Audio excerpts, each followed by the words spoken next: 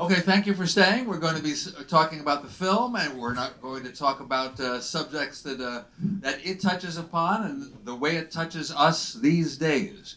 So I'm Dan Raviv, broadcaster, I suppose, a writer here in Washington, and an admirer of the Aviva Kempner films, which just continue to astound. You may know, by the way, that is it fair to say your latest is A Pocket Full of Miracles, right? And you really should look for it anywhere you can. It'll be available, I'm sure, somewhere again. It is the story, as you may know, of Aviva Kempner's mother and her uncle, and how those two siblings survived World War II and became so successful in the United States. So also on the panel, here's the filmmaker Aviva Kempner. Franklin Foer, you may know, is an author, and his work is found so often in The Atlantic. In that magazine, by the way, this year he had a provocative article, "The Golden Age of American Jews is Ending." How nice. But also author of books that have to do with sports. There's one called Jewish Jocks. You wrote a book also, How Soccer Explains the World. And I think it's your latest that is Inside Joe Biden's White House, right? So the Last Politician is the title, Inside Joe Biden's White House and the Struggle for America's Future. So Franklin Foer's on top of things. Next in line is Daniel Kurtzer. Daniel Kurtzer was a diplomat for so many years, the American ambassador to Egypt and to Israel, and then later the commissioner of Israel baseball. That's right, a league in Israel of baseball teams. That was in 2007. And after Daniel Kurtzer is an Israeli who plays ball professionally. I think the only Israeli-born man who makes a living playing professional baseball, which he's doing at present. His name, by the way, is Assaf. Assaf Lowengart plays for a minor league team called the New York Boulders. And you've made a career out of it. Assaf, by the way, if I can just ask you first, just to know, the New York Boulders are not located in New York City, are they? No, they're in Pomona. Where's Pomona? Upstate, 40 upstate. minutes. It's upstate. Okay, that's really cool. So let's talk about some of the themes of the film. If there's music in the audience, could that music be turned down, whoever's in charge of that? I paid for all the rights in this film. I'm not going to pay for the rights in that. Oh, it sounds like Yiddish type music, though, doesn't it? I know. A lot of people say that about their mobile phones these days. Aviva Kempner, come on, this is the 25th year of the life and times of Hank Greenberg. You've improved it. I felt the sound was crystal clear, like, wow. So we're talking about both audio and video have been improved. And you know, don't get too technical for a general audience, but people may wonder, if it's been 4K remastered, what opportunities does this give the film? What we had to do was go back to the original 35 millimeter, 16 millimeter, scene by scene. Put on your mic. Much closer. You have to hold it closer. Just much closer. Hello? Yes. We went to the original 16 millimeter, 35 millimeter, scene by scene, and had to get the best looking footage. The advantage of me being in the academy, that all the original negative as well as all these prints were kept on ice by the academy. So we had to order them, Henninger Lab. We were on this last night. So the Iki analysis. So it's going back. Is you don't play anymore. They don't have projectors anymore. So you have to do it scene by scene. Also the way the ratio of the picture. The music is all the same. All the great stuff. Except I have to pay almost $400,000 for the rights to have the music. Because when I originally did the film, I paid for 2 years. And no one would give me in perpetuity, and I'm hoping to get a streaming deal. So it's very expensive. So I'm still raising money, but mostly the family pays. Well, there were two keys in that. There's some fundraising involved if possible. But why would you even favor doing it? Because no streaming service, we mean Netflix or something like that, will actually broadcast a film if its only form was that old reel of film that they used to have. Or I haven't paid for it right. And there's the paying for the rights too, but this now is this crystal clear quality. It makes a difference and gives it some life. So, Franklin Ford, are you among those who saw the film 25 years ago? I've seen it multiple times, Yeah. and I don't know if I saw it for the first time 25 years ago, but I've seen it it's been at the Avalon on. They gave you the DVD. I don't know. But I've it's been seen a while. It's been a while, though. It's been a while, but it holds up spectacularly well, and it's as exciting to see it now as it was to see it the first time, and just given the moment that we're in, it feels like it hits in a special way. Yeah, but I'm really wondering what that is. Help me take a step back, because Frank, I mean, you've written about the impact of sports. You know, and you've written more than any of us, at least, about what's happening with American Jews, and so we all need heroes. Everyone, whether you're Jewish or not, but maybe we American Jews need heroes, and Hank Greenberg would be a fine example. Well, just think of what happens over the span of his career, that he plays in Detroit at the time that Henry Ford and Father Coughlin are raining anti-Semitism down on Jews across America from the seat of the Motor City. And when he starts playing, he is those insults are raining down on him. The amount of casual anti-Semitism that existed in America up through the onset of World War II, and we know that it existed through the onset of World War II. But when he comes back in 1945 and he has that spectacular season, it's also this bridge moment for American Jews, because once America engages in the fight against Hitler, it's very hard for the contradictions of American anti-Semitism to exist with a nation that styled itself the nation that defeated Hitler. And so really his presence was both reflective and I think also to some significant degree a spur to change the way that the general culture of the nation treated Jews. Yeah, well, it's interesting because later on he becomes an owner, and you see that when he went to check in at the hotel as an owner in Arizona, they were not letting Jews in, and that's when I used gentleman's agreement. So I just was in Detroit last week because it was the 90th anniversary to the day, September 18th, and I wanted to be in Shara although it wasn't the original building. And if you go to our website, you can see the whole program. And I went to the Shrine of the Little Flower. So growing up, whenever my father would drive my brother and I by the shrine, he'd point to his finger and say, "That anti-Semite." I don't know anyone else from Detroit had that same experience. That's where Father Coughlin had been based, right? Right. So I toured the Shrine of the Little Flower, and I thought, oh my God, I'm going in this building that had been such a pinnacle of anti-Semitism. So there's one panel, there's some beautiful art, by the way, where it's the money changers, and we all know what the money changers are. But the Jewish community in Detroit has been starting to meet with the Archdiocese, and there's a panel about Father Coughlin, and it used to say, allegedly an anti-Semite, and allegedly has been taken off. Now, they haven't publicly said it yet. That's the next step. So that's certainly a compliment, an advancement. But at the Ford dealerships, they used to give away the Protocols of Zion for free. And then also, and the two of them, you see the picture, they used to go to the baseball games. But to me, the other thing that I really want to write about now is when you see the Jojo White, when he first saw Hank in Beaumont, Texas, and he's looking at him, and Hank says, "What are you looking at?" He says, "I'm looking for your horns." How many of you know the Michelangelo beautiful statue of Moses? The beautiful statue of Michelangelo's Moses, and has horns on it. Why? Because the word raise was misinterpreted from the Hebrew to the Italian as horns. So when I was in Rome and I was at that statue, I'm trying to tell everyone, it's not really horns, it's rays. So I've decided, and you go to Italy part-time a year, I'm going to make sure that they change it. That's one of my next steps.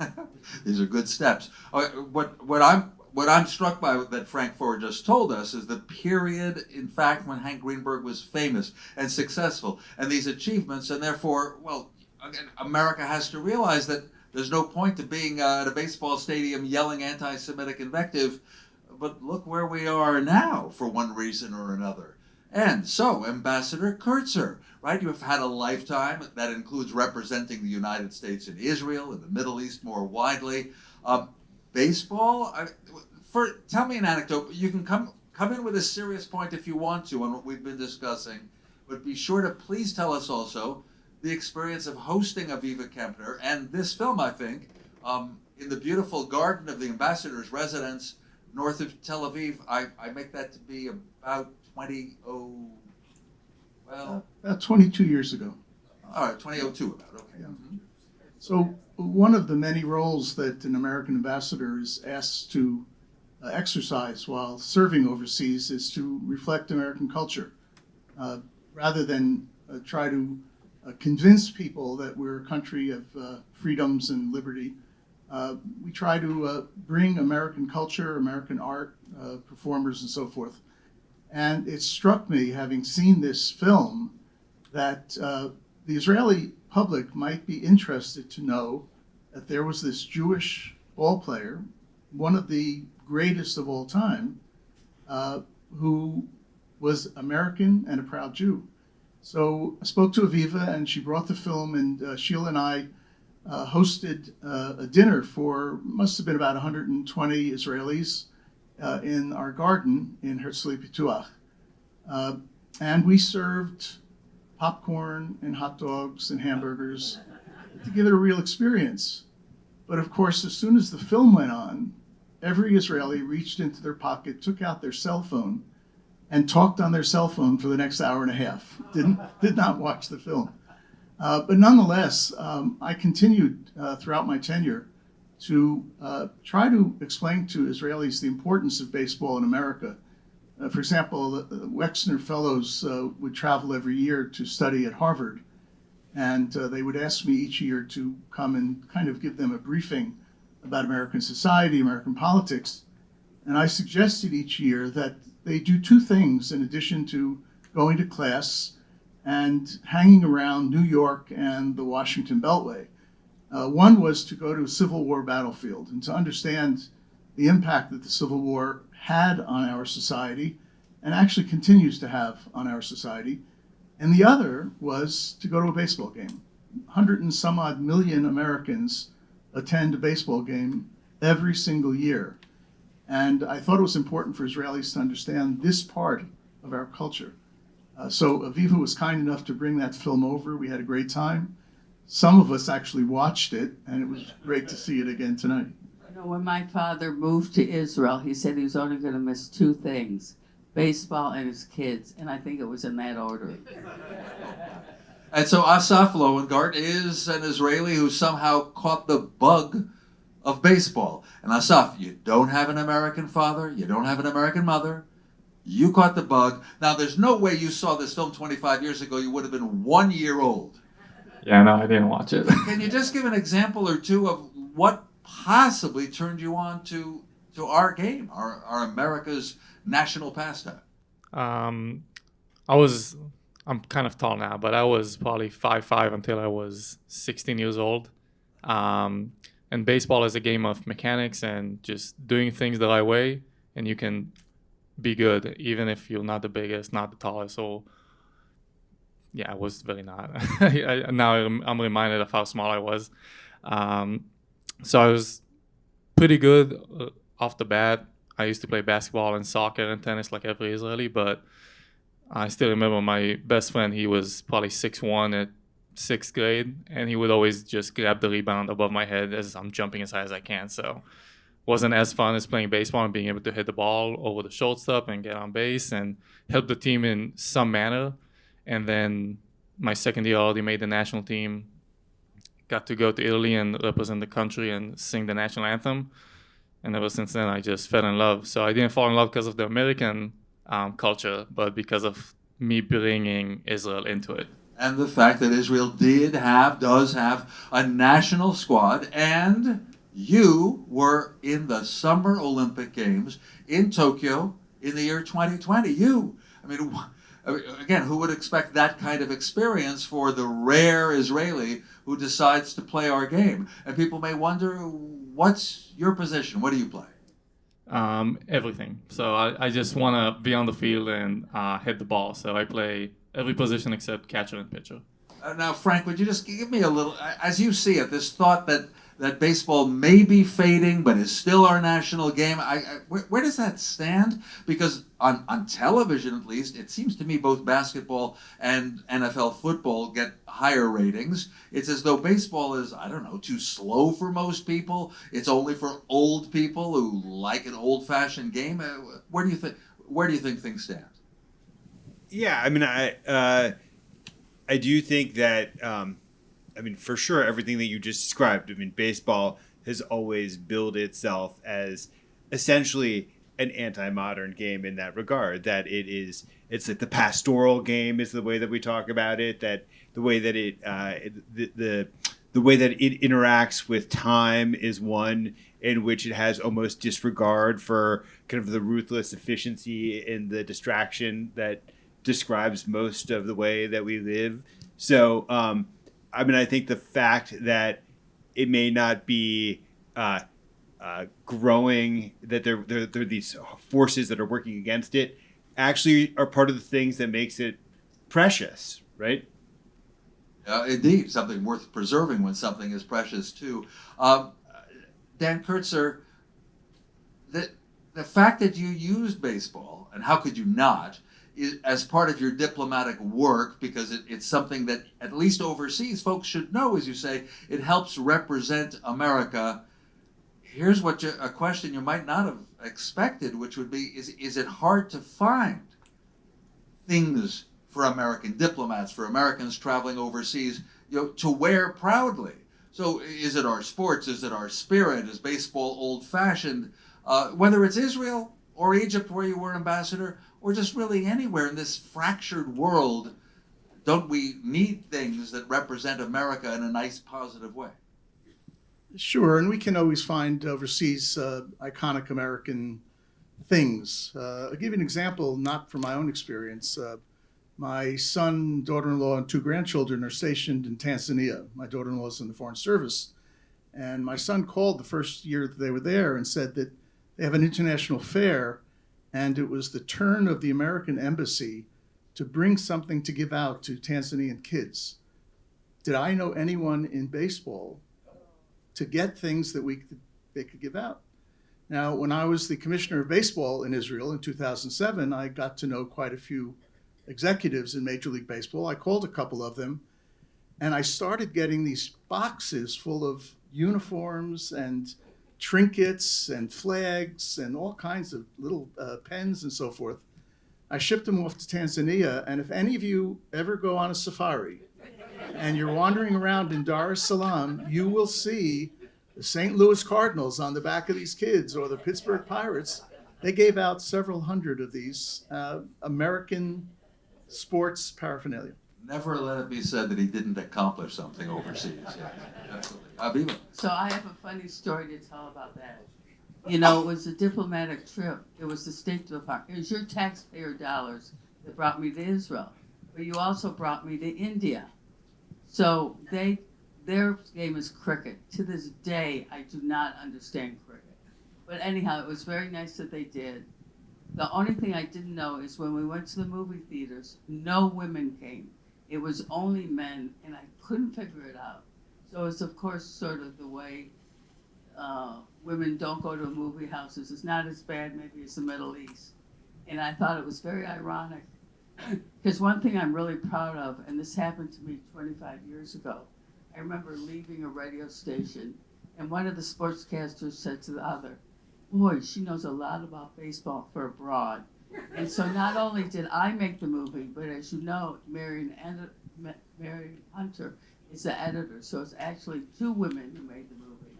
And you know what? We can make a damn good baseball movie. Well, ladies and gentlemen, one of America's great female, you can even cross out that word, American documentary makers. Don't have to say you're among the great female. Yeah, but And Marion will be at the Avalon Sunday morning. That's We nice. have one more screening of it at 10:30 and talk about the process of making it. Well, which is so nice. Thank you for joining us tonight. Aviva Kempner, Franklin Foer, Dan Kurtzer, Assaf I think it's a little late, Lowengart. Mine, 2 questions.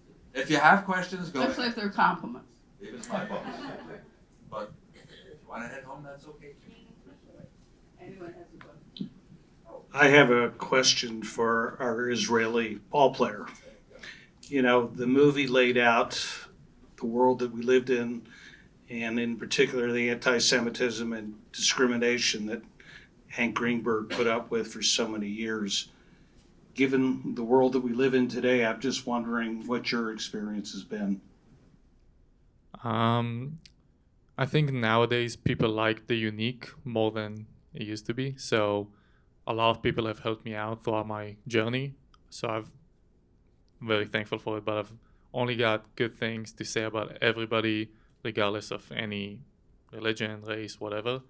However, you do feel the magnitude of what you're doing in the moment. For example, the last game of the season, it was right after the 6 hostages were executed, and you know, you get to the field and you go and play baseball, and my socks have the Israel flag on them, and I try to do whatever I can to support the cause, raise awareness, and promote the importance of bringing back the hostages. So I wore yellow batting gloves, and I wrote the initials of each hostage that was murdered that day on my cleats, and I got to hit a home run and kind of show that to the world. Again, not the world. The world's not watching my game, but you know, there's a very big Jewish community there, so everything you do on the field as that one person that's representing,